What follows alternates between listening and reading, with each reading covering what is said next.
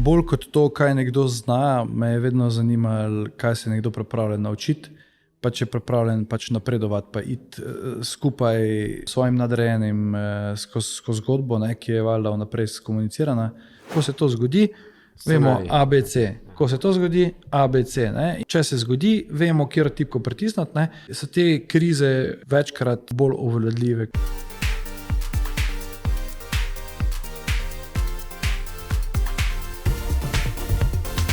Dobrodošli v podcastu Beyond Leadership, kjer gostimo izjemne posameznike in odkrijemo nove dimenzije vodenja in njihove talente in recepte za uspeh. Z menoj je danes en zelo poseben posameznik. Jaz moram reči, da jaz sem toliko navdušen, da sem te danes, Jernej, dobil sem na ta podcast, ker tvoje izkušnje, tvoj CV, mislim, to je za tako 3 življenjska obdobja. Tako da, dragi poslušalci, z menoj je danes Jernej Smisel, slovenski poslovni in marketinški strokovnjak z bogatimi izkušnjami oziroma v korporativnem komuniciranju, strateškem marketingu, svetovanju. Izkušnje, ki jih bom jaz zdaj predstavil, so res zelo, zelo bogate, tako da današnji pogovor bo res vrhunski. Tako da, Jernej, ti si direktor podjetja Pristop, vodilna marketinška in svetovalna agencija v Sloveniji. Mislim, da je več kot 200 zaposlenih. Ne? Tako v celi skupini. Tako da to je kar velika skupina.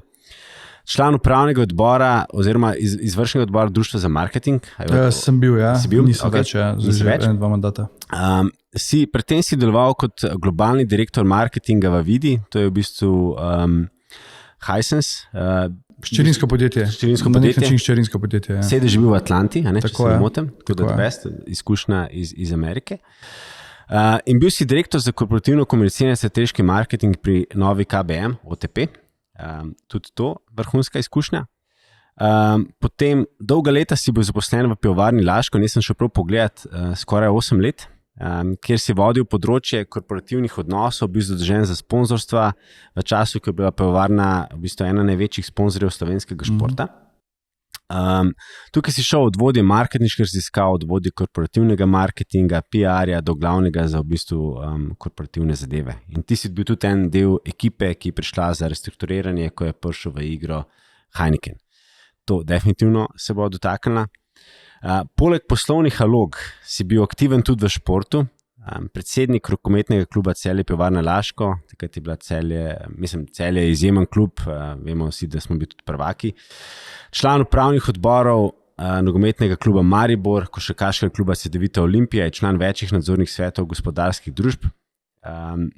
Tako da ena stvar je še, da si bil tudi v nadzornem svetu Alpine, tako da to je tudi še ena, ki ne smemo spustiti. In pa, ko sem šel gledati v bistvu tvojo izobrazbo, res zelo velike izobrazbe, in ena, ki mi je padla v oči, ki bi tudi rada, da danes malo pišeš, je, da si naredil magisterij na UEFA akademiji, kjer spremljajo samo 30 oseb, in to je Executive Master in Global Sports Governance. To je v bistvu taka zelo posebna kategorija. Tako da, Jernej, pozdravljen. Preden greva na vse to, ne bom ti še pustil do besede. Jaz zmeraj moje poslušalce oziroma izjemne goste dam v preteklosti in rečem moje prvo vprašanje. Če greva mi v srednjo šolo oziroma gimnazijo, kakšen si bil? Si že takrat v bistvu bil tak, da si hkrati imel žilico za marketing, da si vodil, da si hotel določene stvari delati? Si že takrat vedel? Ja, v bistvu ne, nisem imel žilice za marketing. Tudi vprašanje, če jo zdaj imam v bistvu prav tisto kreativno žilico, če sem čisto iskreni, obstajajo ljudje že v naši firmi, ki imajo bistveno več znanja iz tega področja. Ampak ja, zdaj, ali sem bil vodja, sem bil tako neformalni ali pa formalni. Vedno sem rad organiziral določene zadeve, jih imel na nek način pod kontrolo, kakorkoli se to lahko v nekem pozitivnem duhu govori. Ne. Kak sem bil, se težko opišem. Lahko rečem, da je vedno malo uporniški, ampak ne uporniški v smislu brez razloga, ampak vedno sem rad sledil resnici, pa krivica me ful bolela. Ne? Se pravi, razredni odvetnik. Recimo, ja. To sem imel že tudi v bistvu v osnovni šoli, da me reči težave pa izzive, kjer je bila moja mama, učiteljica slovenščine, ni mene nikoli učila, bila velika osnovna šola, no? Ampak sem vedno imel dajmo reči, razgovor z učitelji, ker sem pač zagovarjal nek prav, ne, ki ni nujno, da je vedno bil prav, ampak je pač bila argumentacija in ne bom nikoli pozabil, ko so v bistvu učitelji pa funkcionirajo tako, da imajo skupaj zbornico in so sodelavci, ne. In je enkrat mama rekla, veste kaj, jaz sem tle zaposlena, vaša sodelavka, vi pa pokličite njegovega očeta. Pa nista bila ločena starša, ne, sta bila vedno, mislim, smo bili vedno skupaj kot družina, pa to, ampak je rekla, lejte, to pač dosti, jaz ne bom več poslušala vsak odmor, kaj je moj sin naredil, jaz sem tle v službi, pokličite očeta, pa se z očetom pogovorite, pa ne začne on da govori na ure hoditi, ja. Teda to je v bistvu moje izkušnje iz osnovne. No, v srednji šoli nisem bil na tak način problematičen več. Se pravi, iz teh uporniških let si šel do tega, da vodiš eno najmočnejših komunikacijskih skupin v jugovzhodni Evropi, se pravi Pristop. Ne samo, da ste vrhunski v kreativah, v PR-ju, v bistvu, da se povezujete in v bistvu ste skoraj one-stop shop, ne? Za vaše naročnike, ogromen nagrad, Golden Drum, EFI, SOF, mednarodne nagrade in tako naprej. Ena prvih agencij, ki je komunikacije povezala s poslovno strategijo, tako da res nudite nek celovit 360, ne, za naročnike. Pa mi povej, kako je iti v bistvu po teh stopinjah, ko gledaš zdaj nazaj svojo kariero, pa kar od enkrat od tega, da si bil v ekipi, ki je pomagala v organizaciji, v bistvu, ko je Heineken prišel v Pivovarno Laško, do tega, da vodi zdaj Pristop, kjer ste v bistvu te glavni, ste vodilni. Ja, v bistvu moja pot v bistvu sem že predtem sem šel v pivovarno, sem bil zaposlen v Evropskem parlamentu kot asistent evropski poslanki. Pa sem hitro ugotovil, da mogoče ta bruselsko okolje ni tukaj za mene. Naučil sem se ogromno, ne, super delo, super v bistvu šefica, vse, ampak mogoče mi to okolje ni ustrezalo, pa sem pa se odločil, da grem sem dobil v bistvu takrat tudi priložnost, da grem v Slovenijo, v Pivovarno Union takrat, kjer je to bilo v bistvu obdobje po zaključku ere Boška Šrota v pivovarni, ker se je oblikovala restructuring ekipa, ki je mogla takrat prezadolženo pivovarno spraviti na neke druge obrate in ti obrati niso bili mogoči iz tekočega poslovanja. Mislim, da je bila takrat zadolženost pivovarne 450 milijonov evrov. V lasti je imela takrat pivovarna 24% Mercatorja, Fruktal, Radensko, Delo, Večer. V bistvu je bila največja taka poslovna skupina v Sloveniji.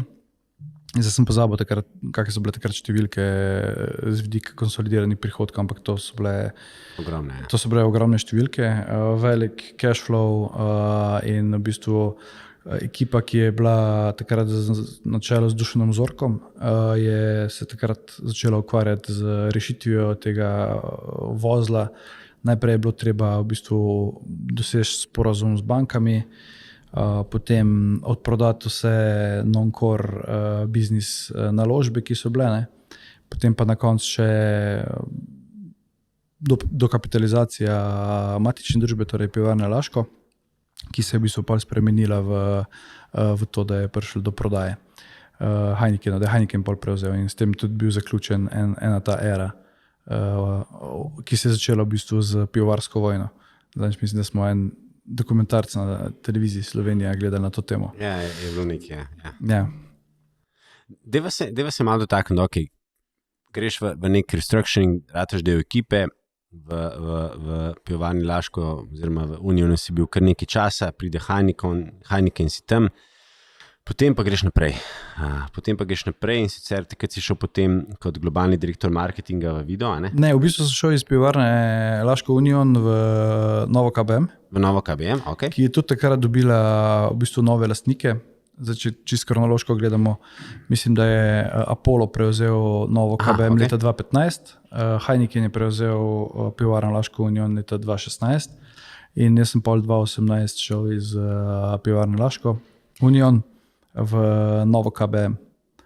Potem pa si šel v Video. Hisense, se pravi 4 leta, koliko si bil tukaj v tej, kjer je bil sedež v Atlanti, si to veliko, Tako. potem tudi v Ameriki delal? Ja, ogromno. V bistvu jaz sem imel funkcijo globalnega direktorja. Vida je podjetje, mogoče za poslušalce, že danes verjetno vejo, kaj se dogaja. To je operacijski sistem, ki je bil preliminarno narejen za Hisenseove televizije. Danes mislim, da to največ, da me bodi niso 4 popravo, ampak na več kot 60 različnih brandih poteka, je v bistvu odprt operacijski sistem. Ja, v bistvu se je začela širitev tega sistema, gradnja je bila že prej, mislim, da se je 2014 začenjal ta sistem. Potoval sem ogromno, ker sem pokrival vse trge, kjer so bile televizije, sem bil zadolžen za marketing na teh trgih. Tako da je bilo kar ogromno Amerike, pa tudi veliko drugih držav, no? Zato ko je v bistvu od vzhoda do zahoda on day-to-day basis smo pokrivali vse. Ne mi povej, ko gledam tako tvojo kariero, pa ko se pogovarjava, res zelo visoke funkcije, blazno bogata kariera in tudi tvoja izobrazba je zelo bogata. Ti si v bistvu delal executive študij strateškega marketinga na univerzi Oxford, Said Business School, kot smo že prej omenila, si naredil magisterij na UEFA akademiji, kjer v bistvu sprejmejo samo 30 oseb. A bi rekel, da je bila tudi izobrazba zelo pomembna, da si prišel v teh položajev in hkrati, če nam malo predstaviš, ta UEFA Academy mi kar malo ven izstopa, Ferbec smatra. Jaz mislim, da je ta izobrazba ne pomaga toliko v smislu CV-ja, kot pa v smislu pridobivanja nekih svetovnih nazorov. Ni nujno, da greš na mednarodne programe za izobrazbo, je pa nujno, da hodiš po svetu z odprtimi očmi. Zdaj, formalna izobrazba ti pomaga v smislu, vsaj meni je pomagala, valjda se nekaj naučiš, ampak danes, ko je znanje dostopno vse posod, se lahko marsikaj tudi naučiš, da ni treba nikamor iti. Alumni, ki ga v bistvu pridobiš ali pa ga spoznaš, je ful vreden. Predvsem pa to, da vidiš, kak stvari drugje potekajo na nekih caseih, pa da lahko kdaj koga pokličeš, kam pa ga vprašaš. Zdaj, kar se tiče pa tega Masters in Governance mezgo, to je en tak zanimiv program, ki je v bistvu namenjen primarno ljudem, ki delujejo v športu, predvsem iz vidika poslovnih funkcij. Tako si prej omenil, moja kariera, v bistvu profesionalna, je ful prepletena s športom, pa zgolj po moje bolj po naključju, kot da bi to bilo neki planiran kdaj, ker sem pokrival sponzorstvo v pivovarni Laško. In da moram reči, da prejšnji način upravljanja, vse še zdaj v Sloveniji, dosti tega, je bilo tako, da če si bil sponzor nekega kluba, zveze, si z nagrado lahko bil še v upravnem odboru, pa si se še z klubom ukvarjal, pa mu pomagal. Teda si dobil v bistvu dvojno nagrado. Prvič si se boril za sponzorska sredstva, ki jih je podjetje namenjalo tja, pa si pa v bistvu še day-to-day probleme reševal. Teda je velikrat ta zgodba, da ljudje grejo v upravni odbor zato, da imajo kak benefit, ali pa bog ne da, da kaj kradejo. Ne vem, v slovenskem športu, ki vsaj klubski, je dosti podhranjen, jaz ne vidim priložnosti, da bi kje ostali še manj, pa da bi ljudje vlagali svoj prosti čas, poleg službe, pa recimo svoj denar, če so sami sponzori, da bi pa sedeli nekje v nekih upravnih odborih, pa imeli kakršenkoli benefit od tega, ampak v bistvu je največ, če se mene vpraša, tudi ko sem bil predsednik rokometnega kluba, je to, da so ljudje pripravljeni svoj prosti čas namenjati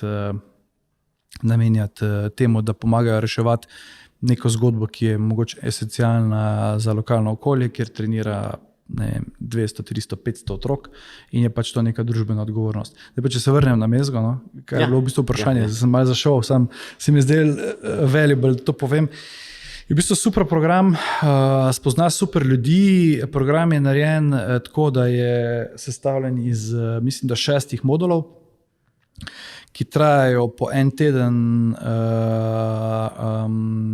in si v bistvu po celem svetu, po 5 kontinentih. Tako da smo imeli v bistvu en teden, ne vem, v Londonu, en teden smo bili v Frankfurtu, en teden smo bili v Dubaju, en teden smo bili v New Yorku, pa smo podaljšali na West Coast, takrat je bila Kitajska zaprta, bil en model tudi, da bi mogli iti v Kitajsko, pa je to bilo glih med Covidom, pa po Covidu, teda je bilo težko tja potovati. Super izkušnja, no? Super. To je pa, jaz nisem čisto štarto pogledal, če sem iskren tega programa, ne? Ker sem si rekel, da nikoli več ne bom šel v program, kjer imaš moraš nek znanstveni del pustiti, da moraš neko nalogo napisati, no in tle sem mogel pač zelo zahtevno magistrsko nalogo opisati, ker je del te v bistvu ustanovitelj Mezga je 5 nadnacionalnih zvez, torej UEFA, FIBA Europe, EHF, Mednarodna hokejska zveza, pa mislim, da še ena organizacija, pa sem zdaj pozabil, v sodelovanju z 5 univerzami, univerzo v Limožu, v Barceloni, Birkenberg, torej ima akademski del, ne. In pa, ko sem jaz na enem drugem sešnu slišal, da zdaj pa dobimo mentorje, pa se moramo mi začeti ukvarjati z akademskim vprašanjem, sem rekel, to res ni za mene, tega si res ne želim, ne. Čeprav pol na koncu dneva, pa tudi ni bilo tako slabo, no, se s tem ukvarjati. Malo sem obnovil tisto, kar sem imel iz faksa, pač kako se napiše naloga, navajajo viri pa te zadeve, tako da je bil en dober exercise. Dejansko sem se še nekaj stvari naučil. No.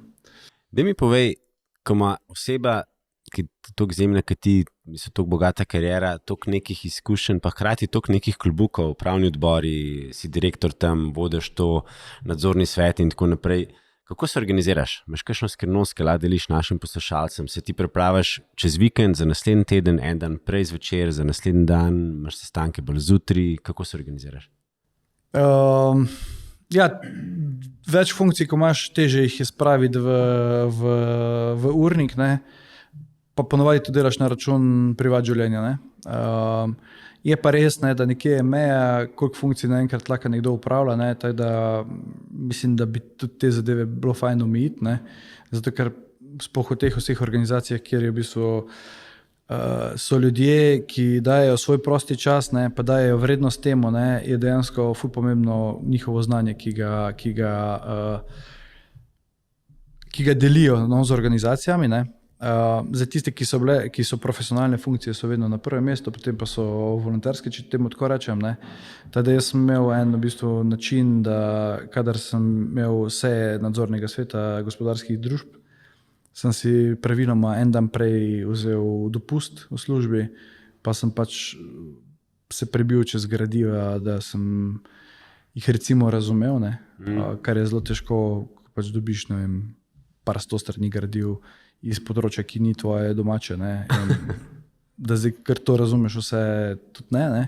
Ampak se trudiš biti ne samo nadzornik, ampak neka podaljšana posvetovalni organ, no, poslovodstva, ne, ki pač ne rabi tam enega policaja, ne, valjda je to tudi tvoja naloga, ampak še bolj pa rabi v bistvu nekoga, ki jim pomaga razmišljati pa usmerjati, ne pa valjda, kdaj je treba tudi kaj na ostro pogledati, ne, če stvari niso ok, ne, ampak načeloma pa jaz to bolj vidim kot neko to funkcijo, ne, in če hočeš to funkcijo upravljati, pač moraš približno materijo razumeti. Nimbevoj, poleg teh v bistvu svojih poslovnih funkcij, si bil tudi predsednik rokometnega kluba Celje Pivovarna Laško, ki je 2020 prejela naziv za najboljšo rokometno akademijo, ne, v Evropi.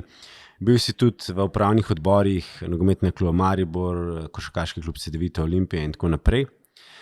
A lahko ti potegneš kakšno paralelo med dejansko podjetjem in pa v bistvu vsemi temi športnimi organizacijami, klubi?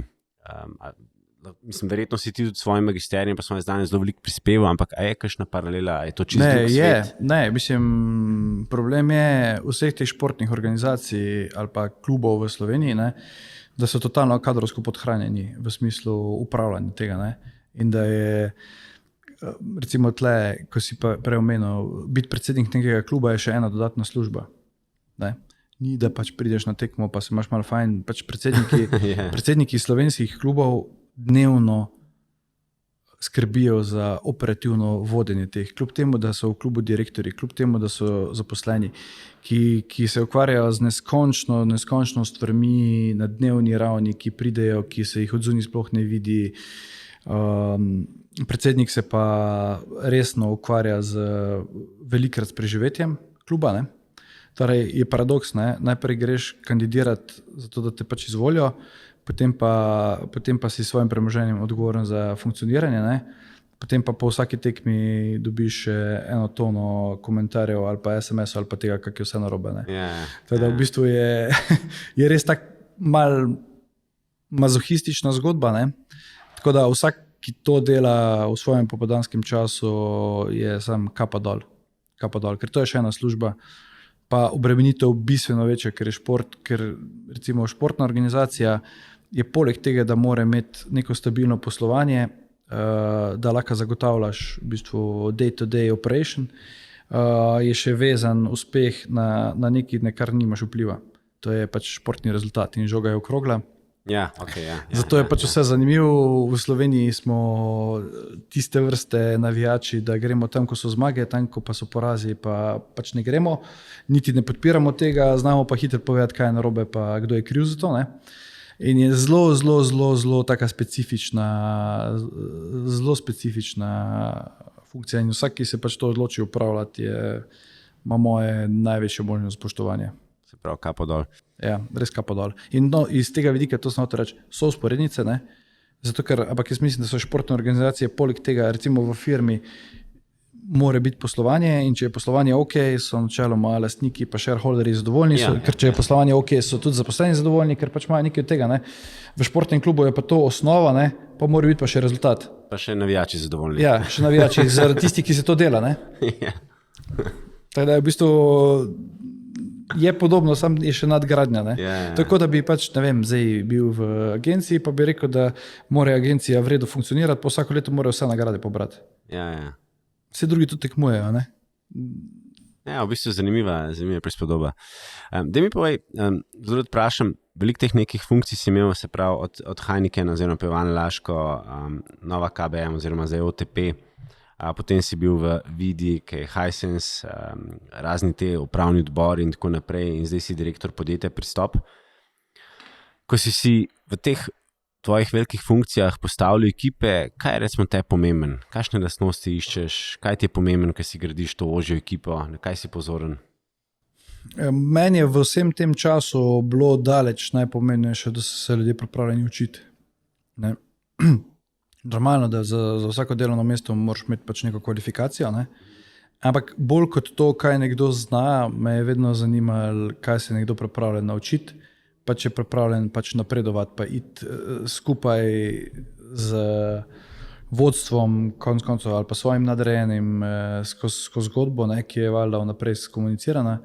To mi je bil vedno nimaš vedno tega časa, ne, da narediš ljudi, ne, včasih moraš pač na hitro kako potezo potegnati, ne, ampak to se mi zdi pomembno, pa pač razumete, da je na svetu tako, da eni so za neki dobri, drugi so pa za drugo, ne? Naloga vodje pa je, da pač ugotovi, zakaj je nekdo, pa zakaj ni in ga bolj sili v tist, zakaj je. Za tist, kar pa ni, se mu mora na lep način razložiti, pa pomagati mogoče pot najti, kako se malo vsaj izboljša na tistem področju. Kakšen pa ti kot vodja imaš rad direkten feedback? Ali si Balesenovič metoda? Ne, direktni feedback. Direktni feedback. Ja. Si gotovo, da to najbolj... Ja, v bistvu je velikokrat je to boleč, ne? Tudi za tebe samega, ne? Če ti pač nekdo direkt pove, ne? Pa tudi tak, če nič ne zbira, ne? Ampak pa mislim, da je najbolj učinkovit. Sploh, če se postavi ta feedback v kontekst, je to jaz mislim, da najboljši način. Se strinjam. Prej si omenil, ne, da imaš rad, da se ekipa da pokaže ta žar po učenju, ne, da se skozi v bistvu nadgrajuje. Pa me zanima, verjetno si ti dostim osebam mentor oziroma si bil mentor, a si imel tudi ti v življenju kakšnega mentorja, kakšno osebo, ki te je malo vodila pa te usmerjala, tudi mogoče pri karieri, kakšen svet dala? Jaz sem imel v bistvu v svoji karieri, lahko tako rečem, ogromno srečo, res ogromno srečo, da sem v bistvu takrat, ko sem se pridružil pivovarni, je bil moj mentor v vseh pogledih Dušan Zorko, ki je takrat bil šef pivovarne. In sem imel, ne znam povedati, ampak day to day na delovnem mestu v bistvu usmeritve, tolerance, ne, si mlad, si zaletal, je nekdo to razumel, je nekdo to sprejel.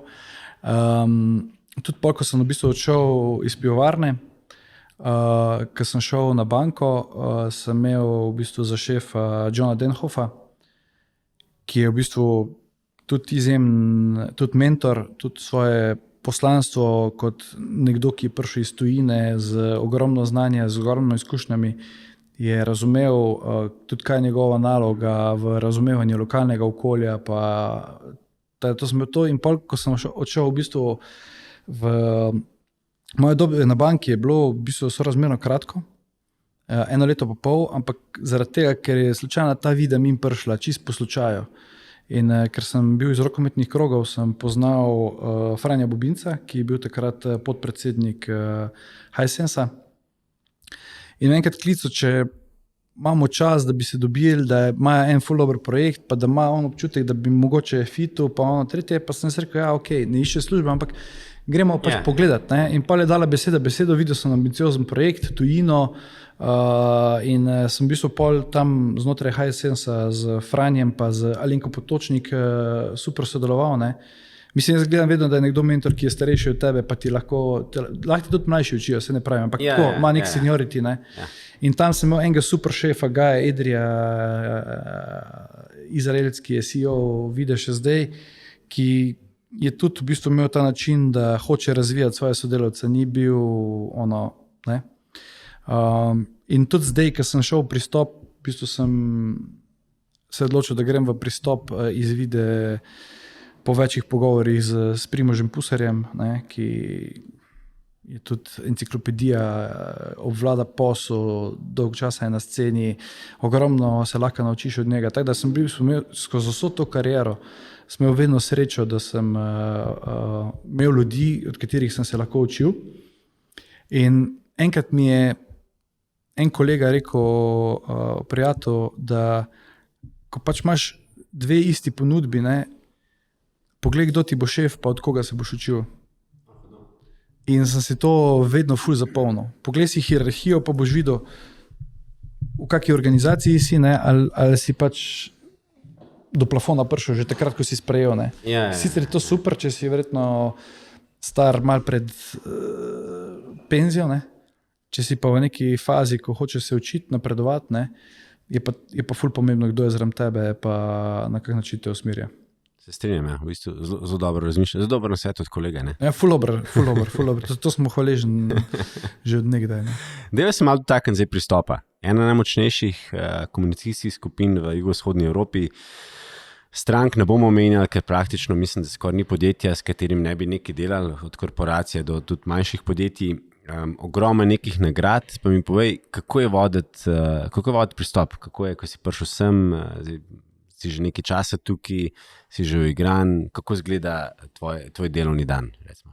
Ja, v bistvu, če se zdaj sam vrnem na tisto, kako je voditi, ne, jaz sem prej bil v marketingu na drugi strani, ne, in sem velikokrat gledal agencije, ne, ampak ko pa prideš v pristop od znotraj, pa vidiš v bistvu kakšna operacija, kakšna žival je to, ne? Ker je v bistvu ogromno ljudi, ki vsak nekaj zna in vsak ima neko vlogo in ima neko vlogo in v firmi in v okolju. Ne? In nočem primerjati z drugimi firmami v smislu nekih proizvodnj, ne? Ampak tam v proizvodnji je proizvodni trak, pa se ve, kaj je tle, pa vsak dan delo s klienti in je v bistvu vsi ljudje, ki so zaposleni, imajo neko vlogo v delu s klienti, kar pa pomeni, da je vsak dan lahko drugačen in vsak dan se lahko nekaj spremeni in vsak dan se lahko nekaj podre ali pa nekaj ustvari, sej vseeno, ampak skozi so spremembe, ne? In predvsem, kaj se moraš navaditi je, da ni mirnega dneva, ne? Sploh pri delu s klienti, sploh v smislu te korporativne komunikacije, ne? Ker načeloma klienti nas potrebujejo ali pa potrebujejo te vrste storitev, ker so pač pred njimi neki nemirni časi ali pa so že sami v njih. Ne? Zdaj, ko je vse super, je pač vse super. Ne? ko pa ni vse super, pa res ni super. Ne? Se najprej začne videti v komunikaciji navzven, v medijih. Ne? In te zdaj, torej se moraš sprijazniti s tem, da je vsak dan se nekaj zgodi. Res pa je, da sem to izkušnjo imel že odprej, ko sem bil v bistvu, ko sem vodil tudi komuniciranje v pivovarni Laško Union, ko so bili tudi tisti nestanovitni časi, ne, od prodaje, vsak dan se je nekaj v medijih pojavil, ne, in jaz se velikrat hecam, da skoraj ne grem iz pisarne brez tega, da ne bi imel zraven polne baterije na laptopu pa na iPadu, ne, ker nikjer ne vem, kje se mogo staviti, pa hiter nekaj narediti, ne. In to imam še zdaj v bistvu, tudi ko gremo, ne vem, nekak family, 3 pa 6 tistega iPada vržem noter, you never know, zakaj bi se zasekiral, pa bi mogel nekaj z telefona kucati, če lahko v bistvu se lepo ostavim, za 20 minut naredim tisto, kar je za narediti, ali ne vem, kak klient, ki je rabi, se vseeno, pač nekaj se zgodi, ker je pač, mora biti prompten odgovor in je to, ne. Dan je pa pač tak, ne, kot temu primeren, ne, ampak tu se ne razlikujemo od nobenega druga direktorja, ne. Ko so problemi, se pride do tebe, ne. In pol jih pač rešuješ, ne? Zato si tam. Zato si tam, da ljudem pomagaš, zato si tam, da rešuješ probleme vale klientov, ki smo v client service biznisu in pač that's that. Tvoja agenda pa pač pride malo kasneje, ne? V kasnejših urah dneva, ne? Tisto, kar si zjutraj ponovadi napisal v notes, da je treba narediti, ne zdrži, no. Skoraj nikoli ne zdrži dlje, ko pa, ne vem, tam do Trojan. Ko se že klici začnejo v avtu, ko se vsak dan iz Celja v Ljubljano vozim. Zmeni, ki pride. Ja, ampak that's life, ne, meni to ne predstavlja nekega ful stresa, ne, valjda so bolj stresne, pa manj stresne situacije, ampak pač to sem se naučil enkrat, mi je enkrat Dušan Zorko super rekel, ko so bile v času v pivovarni, v bistvu res, ko je že zgledal, da je nekaj šlo skozi, pa se je pa vse podrlo, ne. Pa s tem spamičnim, kaj bomo zdaj, pa je rekel, nič, zdaj se vse, pros Agato, da eno kavo, to je bila poslovna sekretarka, da kavo prinese, bomo kavo spili, pa bomo študirali, kaj narediti, nimam, panično, ne bomo nič rešili. In to sem se tudi takrat naučil, pač moraš se usesti, pa razmisliti, ne, umiriti, pa pol naprej, ne. The best. Daj mi povej, ko gledam tako, pa ko se pogovarjava o tvoji karieri, ne, a si imel ti na svoji poti kakšen aha trenutek, ki si rekel, to je moja kariera, v tem uživam, ne? Ti v bistvu v teh marketing, PR, tudi poslovnih vodah si v bistvu celo kariero, a je bil kakšen tak trenutek, ki si rekel, evo, to je to. Temu se vidim, uživam, vrhunsko. V bistvu se nikoli nisem na ta način tega spraševal, zato ker sem tak tip človeka, tisti, ki me bolj poznajo, da sem skozi živc. To mi je že mama rekla, ko sem bil še dojenček, sem zaspal, pa sem malo brcal z nogo, ne. In tle je isto, pač ja, nekaj narediš, ne, ampak že paralelno pa že pač malo gledaš, pa kaj bi še lahko to, pa bi lahko še drugo, pa mogoče si z nekega druga področja, pa neka ideja, ko je farfetch, ko si večina ljudi misli, to je pač brez veze, pa ja, pol obračaš, pa ne, jaz te rečem, malo drmaš, nekaj zlušiš, pa mogoče nekaj druga pride ven iz tega, ne, imam ogromno kolegov v tujini, ne, in to se vsak dan menimo še začer, ker so različni časovni pasovi, pa to, pa ono, pa skozi se nekaj išče, tako da zdaj, da bi rekel, to je to, zdaj sem pa umirjen, zdaj pa pač to delam, nisem tak tip človeka, ne. Po mojem, ko se mi bo enkrat to zgodilo, bo moglo se nekaj druga prej zgoditi, da se bo meni to zgodilo, ne. Ne pravim, da se te bo, ne. Ok, greva naprej. In sicer, veš, kaj me zanima, tako, ko gledam tvojo kariero, pa toliko enih klobukov, pa vse tem, ko so se pogovarjali, pa zdaj si prišel v pristop, ki je v bistvu spet neka nova dimenzija. Ponovadi vprašam, koliko inovativen si lahko, ampak v agenciji si lahko zelo inovativen. Ampak če greva pa kontra, koliko imaš pa lahko nekih inovacij v neki marketing agenciji, koliko ste kaj lahko digitalni, koliko se ta segment v bistvu pozna, ker verjetno v vseh teh podjetjih ste bili zelo digitalni, ne, v Vidi sploh zelo digitalni, v pivovarni Laško, tudi veliko nekih novih produktov. Kako si lahko pa v neki agenciji v bistvu digitalno inovativen? Ja, v bistvu je to ena od stvari, ko je mene res potegnila, da sem se pridružil pristopu. Ravno to, da je v bistvu, kot so se premenila, ogromno ljudi, ki poleg tega, kar delajo v firmi, znajo še kaj druga početi. Recimo, naši kreativci imajo še vsi ali pa večina nek side business. Kakšen startup, neko idejo, ki jo imajo. Ja, neko idejo razvijamo, razvijajo in meni je v bistvu bila ta ideja tudi pristopa kot nek v bistvu velik hub, za, da mu tako reči, pa nočem zdaj preveč to, da ne bo narobe izpadlo, ampak za pameten folk, za kreativen folk, da tvoje delo je toliko pa toliko, če imaš pa kako additional idejo, pa se bomo zmenili, da bomo šli v nek joint venture, lahko ti razvijaš, ful podpiramo v bistvu to, da nekdo naredi nov produkt, ga proda, ga prepelje kot dodatni stream. V bistvu to res bila ena od mojih, v bistvu od ključnih, zakaj sem se pač odločil tudi priti, iti v pristop, ker mi je ta podjetniški mindset v bistvu še vedno zelo veliko podjetje, 200 ljudi, v bistvu trg slovenski, in če imaš tukaj ljudi, ki so vsi strokovnjaki za določena področja, pa jih imaš na kupu, lahko če kaj druga z njimi se pogovarjaš, pa narediš, in to je v bistvu tudi cela ideja pristopa, ki je zgrajen iz več kompetenčnih centrov, da lahko v bistvu to znanje, ki ga imamo, kdaj tudi uporabimo za sebe, če veš, kaj mislim. Ni treba, da ga vedno uporabljaš kot storitev, ampak lahko tudi za sebe. In imamo en kup takih nekih iniciativ, ki nekatere uspejo, nekatere ne uspejo. Največ jih uspe v smislu kakšnega novega produkta, ki ga na trgu pač ponudimo. Nazadnje smo lani lansirali ta Pristop Sports, kjer pač želimo na tem področju mogoče kaj več narediti v Sloveniji, pa tudi širše v regiji. Kaj pa je, da nam pove Pristop Sports? Pristop Sports je v bistvu entiteta znotraj Pristopa. Pristop je pač največja tržna marketinška PR agencija. Tega dela športnega dela pa nikoli ni pokrivala v smislu, kljub temu, da se je delalo ogromno nekih aktivacij, pa se organizira za DM tek, pa je ogromno tega experience, ampak ni se pa spravili v en skupen imenovalec, kaj lahko naredimo, in smo tukaj se začeli v bistvu malo bolj s tem ukvarjati, da lahko bi še kako dodatno storitev ponudili, od,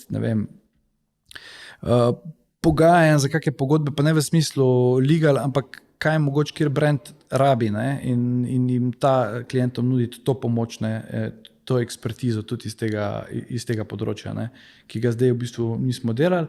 V Sloveniji je to področje še vedno ful v razvoju, kljub temu, da je par agencij ljudi, ki se matra okoli tega, ampak ni tako enostavno kreknati, da bi prišli do tega, zato pa če treba mogoče skozi regijo to gledati, ne samo kot Slovenijo.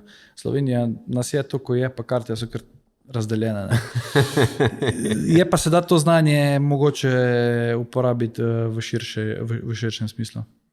Kakšno pa je tvoje mnenje, tako zdaj, če malo debatirava, in sicer se mi zdi, da danes, tako kot bi rekel, da je vsak že skoraj fitness trener, da vsak mlad, ali pa ne mlad, reče, jaz imam pa marketinško agencijo. Ja, pa PR tudi. Ja, pa PR. A imaš kakšen nasvet ali pa mogoče pogled, da rečeš ljudem, lejte, tega je res veliko, ali pa se specializirate, ali pa kaj, ne vem, kako ti gledaš na to? Mislim, ker vi ste kapo di banda, ne, dejansko, vi ste glavni. Ja, ampak vedno je tako, da vsak išče svoj prostor pod soncem, kar je v bistvu čist legitimno, pa v bistvu tudi super, da se tudi večje malo brca v rit, če temu tako rečem, da smo vsi vedno bolj inovativni in s tem pač trg raste. Je pa problem, da v tej branži ali pa nasplošno v marketinški branži, kaj mene v bistvu moti, je, da so v bistvu podjetja funkcijo neke centralne nabave postavili v obzir tega, da se tudi centralna nabava odloča o kvaliteti storitve. In to ni ok. Jaz razumem, da pač morajo strokovci povedati, kaj je strokovno, nabava se pa spogaja. Ne? Ampak tu pa je zdaj v bistvu cena pred, velika je cena pred. Ne? In zdaj, če je nekdo ima aparat velik, kot ga imamo mi, ali pa kjer je druga agencija, pa če je nekdo one-man band, valjda ne more biti ista cena. Ne? Pa po vsej verjetnosti tudi na storitev, ne? Ampak zdaj, če šteje sam cena, pa se tle zaključi. Ne?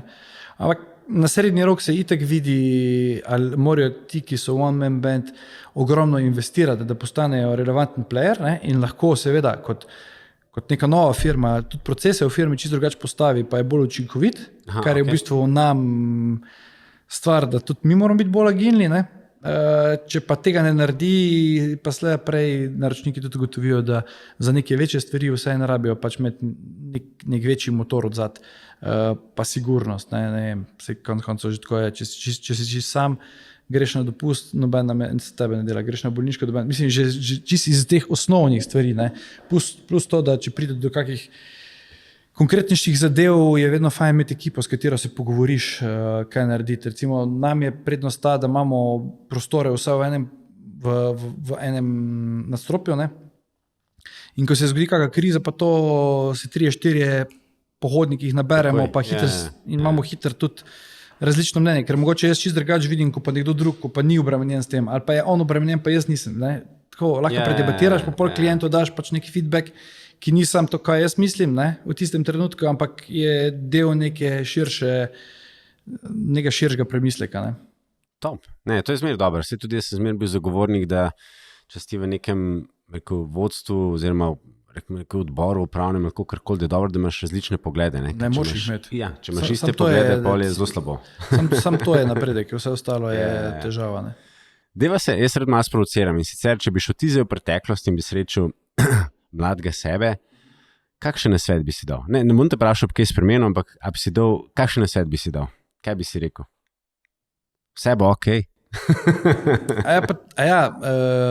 Čisto tako, da se ne bi poznal. Pa ja, da bi si, ne vem, če bi si dal nekaj svete, da bi rekel, bod malo bolj potrpežljiv. Če bi se poznal. Ja, mogoče malo bolj potrpežljiv, pa malo manj pa poslušaj v šoli, mami izkusne tapete. Ja, to recimo, dobro. To niti ni tako slabo, jaz mislim, da je bilo to kar v redu. Vseeno, jaz imam hčera, staro 6 let, in mava vidim, pač, da ima gene, no. In mi je ok, ker mi je argumentira. Dokler mi argumentira stvari vsebinsko, ne, se mi zdi, da se vseeno verjetno, če te usmerjajo v to, ne.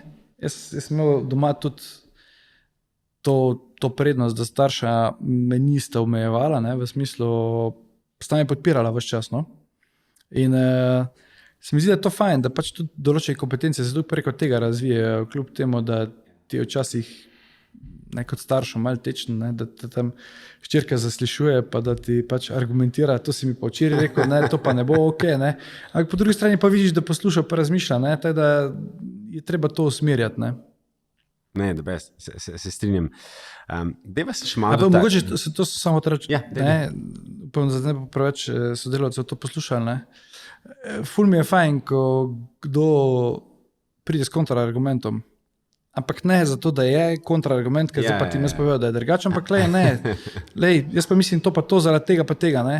A veš, to mi je super, v bistvu, zato ko pač vidiš, da je nekdo razmislil, pa tudi, če ti veš, da ima skrajno narobe, ampak vse razmislo je, ne? Ni ono, ker ali pa kontra sem zato, ker sem pač kontra, ker je dan sonce. Se ne strinjam. Ne?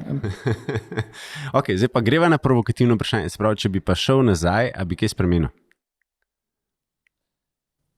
Ne vem, zadnjič me je žena vprašala, bi šel kaj druga študirati, jaz sem politologijo končal, ne? Pa sem rekel, pa veš, da ne vem, ne? Mislim, ker nisem nikoli tako funkcioniral, da bi imel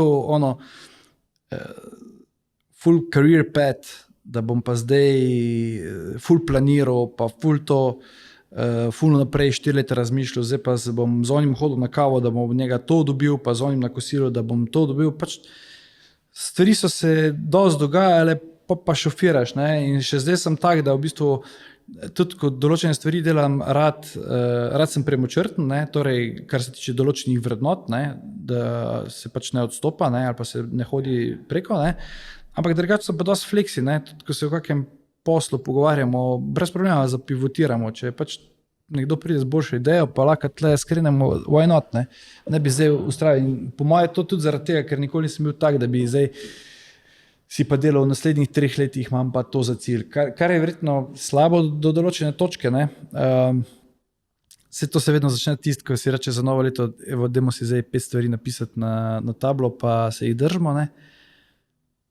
Jaz jih sicer napišem, pa ne, da se jih ne držim, mogoče jih malo pošredam ali pa nadgradim, ne, teda malo skrenem. Teda ne vem, ali bi neki ful drugače naredil, no. To mi je v bistvu. Ja, mogoče bi še bolj izkoristil tujino v mlajših letih. Šel sem v bistvu v času faksa na študijsko izmenjavo v Trst, ne, zato da sem imel blizu doma. Mogoče kakšna taka stvar, ne, bi jo bolj izkoristil, ne, ker se mi zdi, da ti res, zdaj ko nazaj gledam, ful da, ne, vse možnosti, vse izmenjave, vsa tujina, ko kdo gre pa izkusi se, so neprecenljive izkušnje, ki pač jih dobena formalna izobrazba ne more dati. Pa tudi konec vse bedarije, ko jih pač narediš, pa za nazaj pogledaš, pa rečeš, sem imel srečo, ne. Se je fajn spomniti, da si da imel tudi srečo, ne samo smole, ne. Ko se ti pa nekaj zgodi, pa rečeš, joj, kako smolo imam. Spomnim se, kakor sem imel srečo. To je res, to je good point.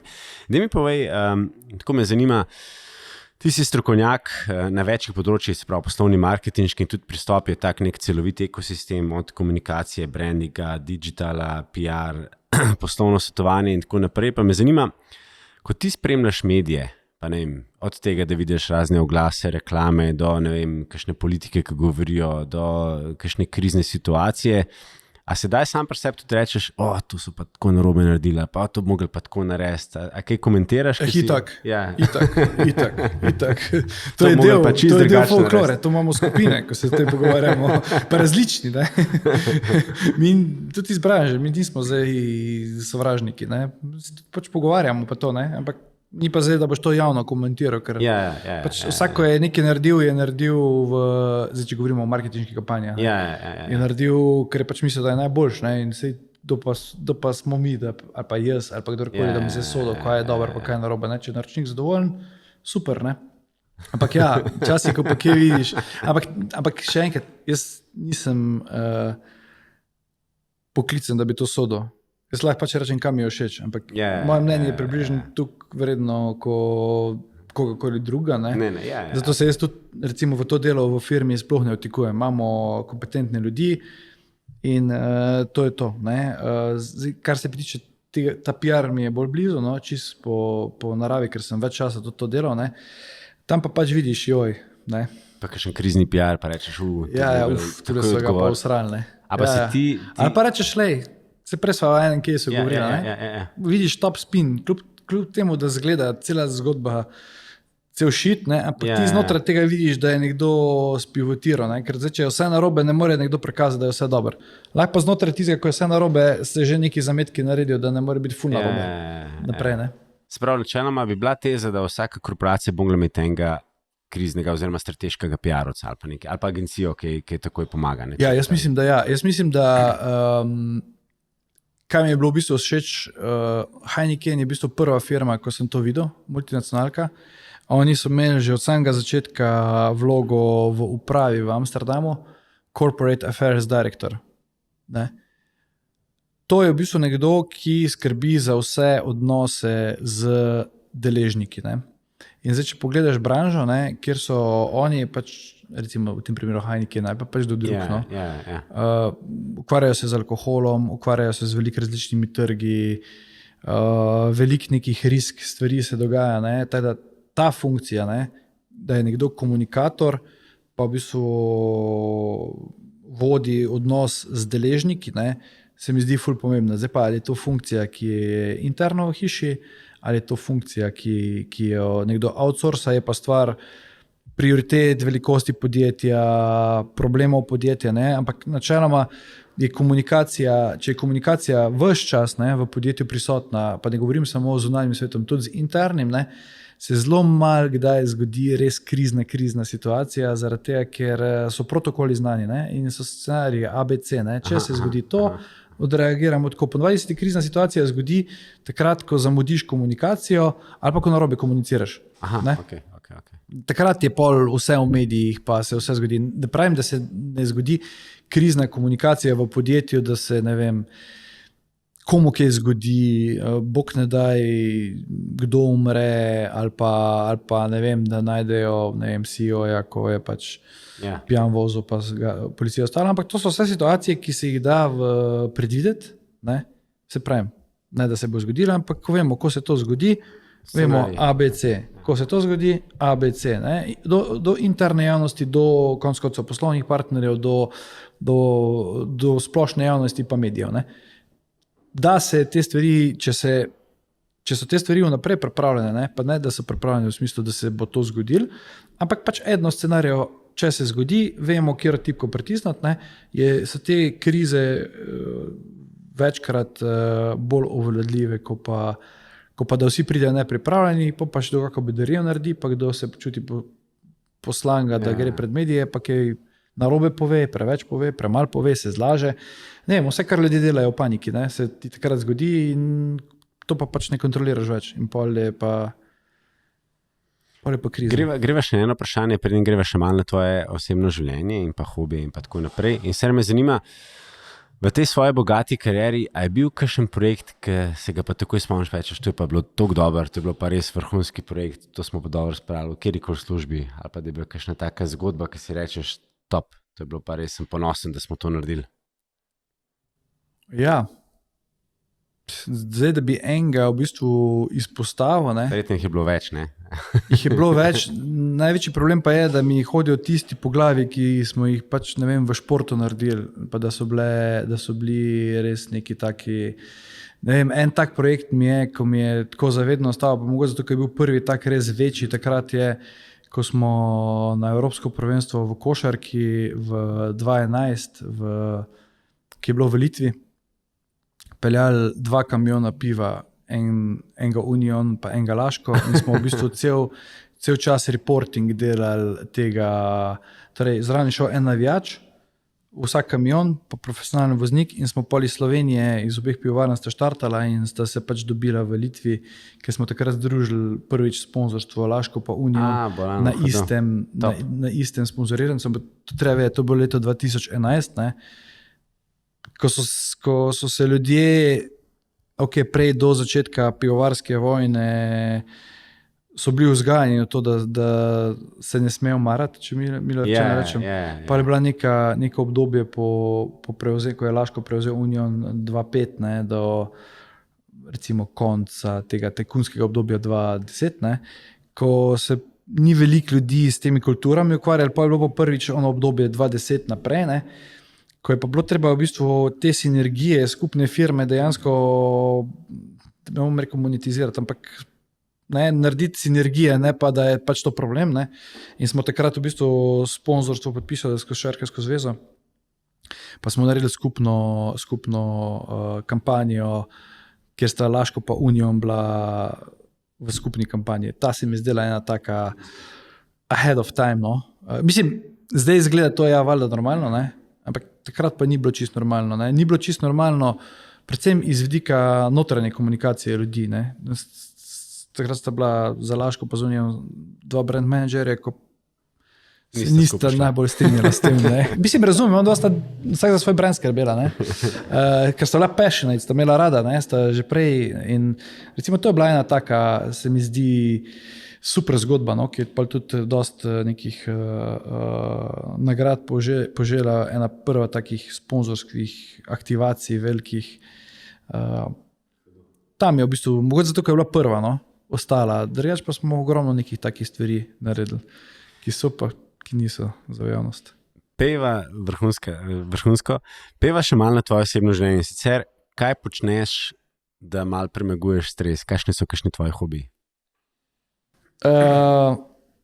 Meni je totalni distresor kuhanje. To je po moje edin čas poleg spanja, ne, ko po moje jaz nimam telefona zraven sebe, pa da ga ne gledam. No pa zdaj smo že kar dolgo zdržali, da ga še nismo pogledali. Ga imam pa sicer vklenjen. Ne, to mi je res distresor. Kaj pa rad kuhaš? Kakšne specifike? Mislim, kar dosti dobro sem se specializiral na Big Green Eggu, na žaru. Morsko, pa tako, mislim, odvisno od vremenskih pogojev pa letnega časa, ampak rad se lotim marsičesa, ne. Imam pa to prednost, da mi ni treba kuhati takrat, ko so vsi lačni, ne. Ko se jaz odločim, da kuham, pač začnem kuhati dopoldan, pa kuham, pa jemo takrat, ko je skuhan, ne. Zdaj, če pa gledamo vlogo mame, ne, ko mora pa nahraniti lačna usta, pa to ni za mene, ker sem preveč živčen, da bi mogel zdaj nekaj v pol ure narediti, pa to narediti, ne. Pa šport, ne. Šport, fitness, gym, kolesarstvo v zadnjih letih precej, pa kak hiking, no, tu sem se nekje omejil na te 3 športe. Ne pravim, da ne prideš kje druga vmes, ampak tako, nekje sem si rekel v neki fazi življenja, da bom probal risk poškodb, dati na čim manj, ker sem bil blazno, jaz sem skozi košarko igral, rokomet sem treniral, ampak očitno nisem iz tega testa, vedno je bil kak prst nabit, gležen zvit. Zdaj pa, ko si mlajši, to lažje prenašaš, ne? Ko si pa starejši, pa moraš v službo hoditi, ne? Je pa to blazen problem in sem pa na neki točki rekel, draw the line, ne? Kljub temu, da me še kdaj potegne, da kdaj kako košarko odigram, ne? Ampak ko je glava, pač hoče telo pa noče, vedno prije do poškodbe, ne? Daj mi povej še, se pravi, kakšna serija, kaj pogledaš, takrat, ko imaš čas za televizijo? Ja, zdaj v zadnjem času sem gledal eno serijo Landman, ki je v bistvu res super serija. Tako, serije me potegnejo, no. In zdaj, ko pač imamo teh streaming servisov, jih ne znam našteti, če pogledam kreditno kartico, koliko mi na mesečni ravni trgajo, bi jih pa znal prešteti, ne. Sem klasični ujetnik tega subscription modela, ko ta mesec še ne bom skenslil, zato ker ziher bom kje rabo gledati, pa ne gledam, no, pač. Teda gledam te serije, jih spremljam, probam tako, da zvečer kako pogledam, probam se pa izogibati temu, da me potegne, pa jih 5-6. Včasih, ko sem več potoval, sem imel prav medcelinske lete, zato da sem celo sezono pogledal, ne, 8 serij, mislim, 8 epizod, ne, glih je po 45 minut, si glih prišel v Ameriko, pa enkrat si šel na vec, ne. Zdaj pa nimam več tega privilegija, da bi tuk časa potoval, ne. Z avtom se veliko vozim, to pa pač ni, teda Peva še do zadnjega vprašanja in sicer imamo že kar lepo bazo poslušalcev, od mladih pa tudi do starejših, že izkušenih direktorjev in tako naprej. A imaš kakšen nauk, ki bi ga lahko delil, ali pa več naukov z našimi poslušalci? Tako nekaj, ki si se naučil v življenju, nek nauk? Mislim, jaz imam predvsem to, da pač moraš, vsa teorija je super, ampak gut feeling je pa najpomembnejši, ne? Ker ni povezan s srečo, ampak je povezan s tem, kaj pač znotraj čutiš, če dosti analiziraš stvari, ne, ki se ti dogajajo ali pa ki prihajajo, ne, mislim, da skoraj ni variante, da bi se zmotil. Tako da, če ti pač nekaj misliš, da je prav, pa te vsi drugi prepričujejo, da je nekaj drugo prav, ne, je boljš poslušati sebe, kot pa druge, ne. Super. Najlepša hvala, Jernej. Dragi poslušalci, še enkrat z nami bo Jernej Smisel, slovenski poslovni in marketinški strokovnjak z bogatimi izkušnjami v korporativnem komuniciranju, strateškem marketingu, svetovanju. Slišali smo njegovo bogato kariero od pivovarne Laško Union, Heinekena do Nova KBM, ki je zdaj OTP, do globalni direktor marketinga Ovidi, se pravi Hisense, do trenutno direktor podjetja Pristop. Poleg tega je bil še predsednik rokometnega kluba Celje, pivovarna Laško, član raznih upravnih odborov, tako da Jernej, najlepša hvala za tvoj čas, izjemen pogovor in izkušnje. Hvala. Hvala za povabilo. Spremljate nas lahko na vseh 13 kanalih, kot so Spotify, Apple, Google, Castbox in pa tudi YouTube, LinkedIn, Instagram in pa Facebook, kjer imamo že ogromno skupnost, kjer nas je preko 2000. No, pa tudi novo spletno stran beyondleadership.si. Se že veselimo vaših novih poslušanj in pa dogodivščin.